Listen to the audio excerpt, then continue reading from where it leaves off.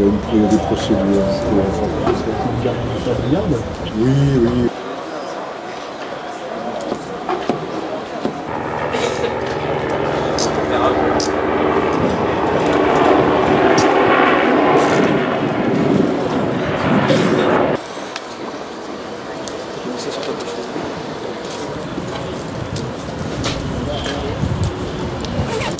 On a ici, vous l'avez compris, une personne qui est un père qui vit une séparation douloureuse avec un problème de garde d'enfant,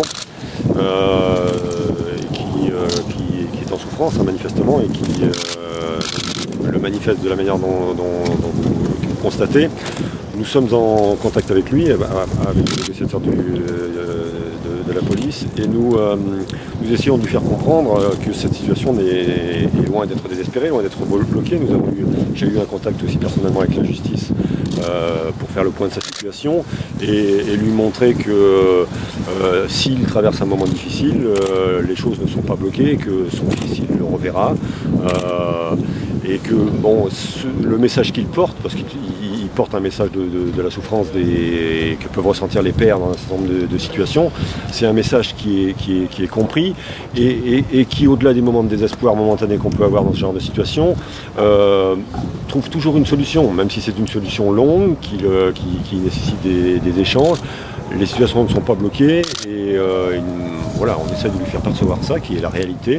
Et donc nous espérons que sur cette base-là, nous le ferons descendre et que nous pourrons mettre fin à cette situation un petit peu difficile pour lui à court terme, en lui offrant des perspectives.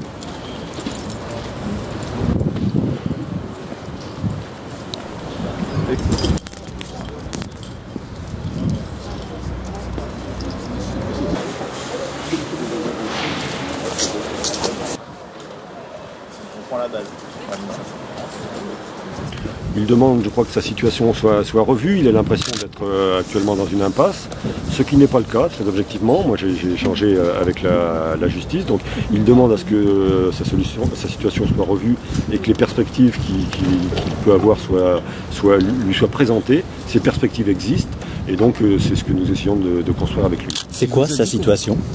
C'est une situation malheureusement assez classique, même si elle est très difficile, de séparation douloureuse avec une problématique de garde d'enfant qui est conflictuelle. Donc voilà, et on essaye de lui montrer que si en ce moment il n'a pas vu son fils depuis un certain temps, et c'est difficile à vivre, cette situation n'est pas destinée à perdurer, que des solutions seront trouvées, bien sûr.